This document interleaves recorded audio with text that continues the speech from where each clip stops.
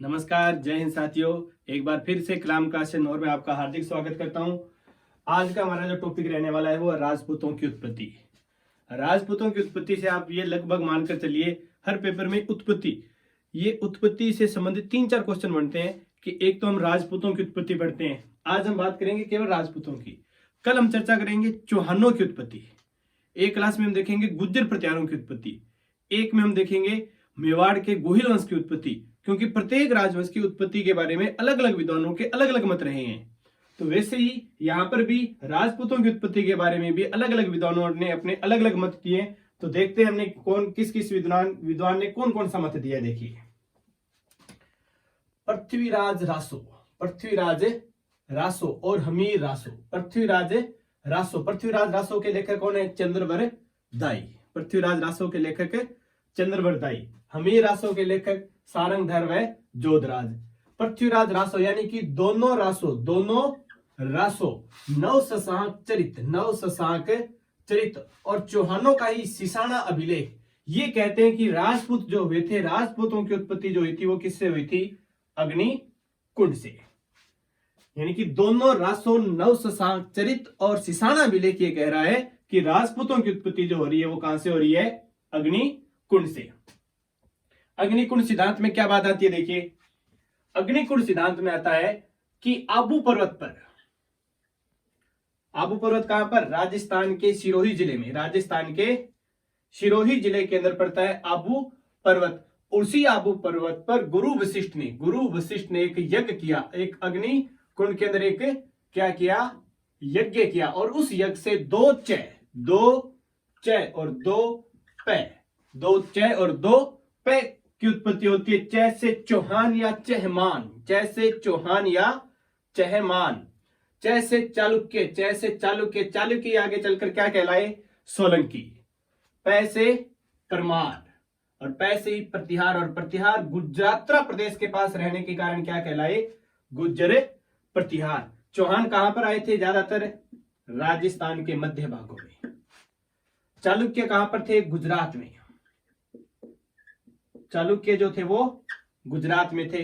परमार जो थे वो थे मालवा में। मालवा इधर वाला क्षेत्र, मध्य प्रदेश का परमार। और गुज्जर प्रतिहार भी सबसे प्रारंभिक शाखा हम पढ़ेंगे यहां पर गुज्जर प्रतिहारों की। मंडोर से भीनमाल से कन्नौज। तो गुज्जर प्रतिहार भी पहले राजस्थान में थे और फिर कन्नौज को अपनी राजधानी बनाएंगे।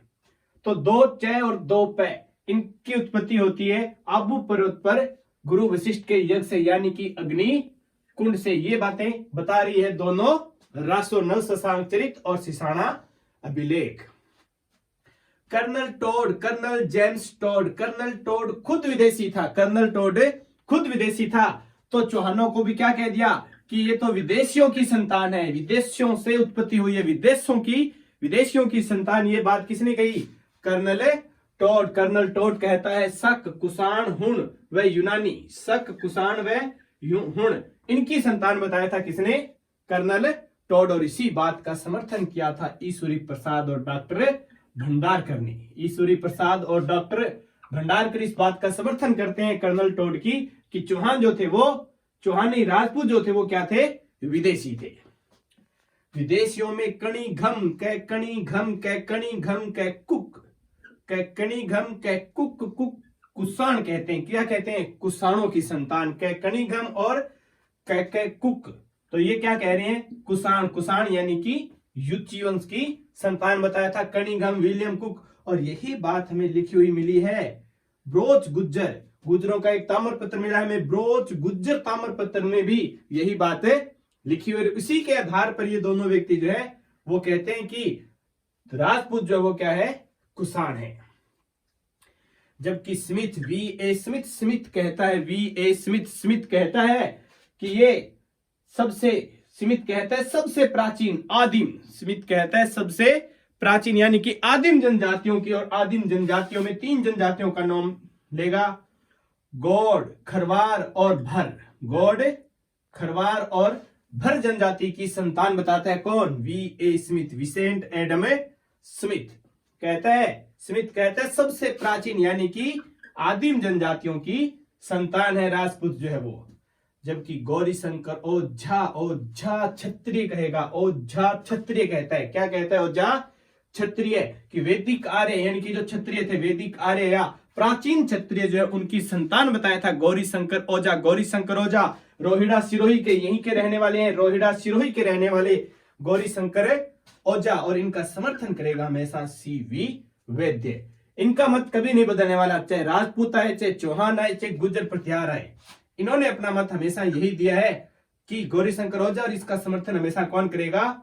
सीवी वैद्य की प्राचीन क्षत्रिय वैदिक आर्यों की संतान बताता है।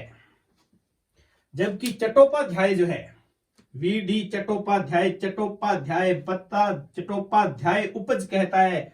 उपाध्याय चट्टोपाध्याय या उपाध्याय वीडी उपाध्याय उपज कहता है। उपज कहता है कि ये सामाजिक आर्थिक क्रिया की उपज थी कि इस समय समाज में जो बुराइयां, जो अर्थव्यवस्था थी, उन्होंने ही राजपूतों को जन्म दिया था। कि जो सामाजिक बुराइयां थी उनको दूर करने के लिए एक योद्धा चाहिए, और वैसे योद्धा बने थे ये।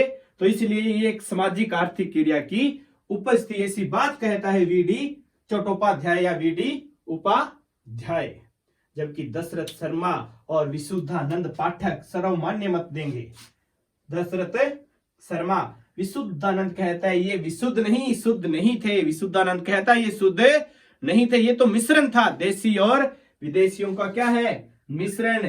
देसी और विदेशियों का मिश्रण, विभिन्न जातियों का मिश्रण है। और यही मत क्या है? सर्वमान्य। कौन दे रहा है? विशुद्धानंद पाठक, और उसके साथ है पंडित दशरथ शर्मा। फिर 1274 का चित्तौड़ शिलालेख तथा 1285 का अकलेश्वर अभिलेख जो है, तथा अग्नि पुराण, ये कहते हैं कि राजपूत सूर्यवंशी थे या फिर चंद्रवंशी, यानी कि राजपूत जो थे वो सूर्यवंशी व चंद्रवंशी थे। तो ये थी राजपूतों की उत्पत्ति की पूरी कहानी, जिसमें सर्वमान्य मत है। ये बहुत बार पूछा जा चुका है। वीडी उपाध्याय आ चुका है, गौरी शंकर ओझा कई बार आ चुका है, वी स्मिथ आ चुका है, कन्नी घम का नाम अलग से आ चुका है, कर्नल जेम्स टोड का नाम आ चुका है, ईश्वरी प्रसाद और भंडारकर ने इसका समर्थन किया, ये बात पूछी जा चुकी है। और अग्निकुंड का तो पूछिए मत कितनी बार, बहुत बार ये एग्जाम में क्वेश्चन पूछे जा चुके हैं। और यहां से क्वेश्चन आता है कि कौन सी जाति जो है राजपूतों की जिसका जन्म अग्निकुंड से नहीं हुआ? तो हमें याद रखनी ये 4 जाति हैं जिनका जन्म अग्निकुंड से हुआ। इसके अलावा कोई भी जाति आएगी राजपूतों की, उसका जन्म अग्निकुंड से नहीं होगा। तो आज के लिए इतना ही। धन्यवाद साथियों, जय हिंद। मिलते हैं कल शाम को फिर।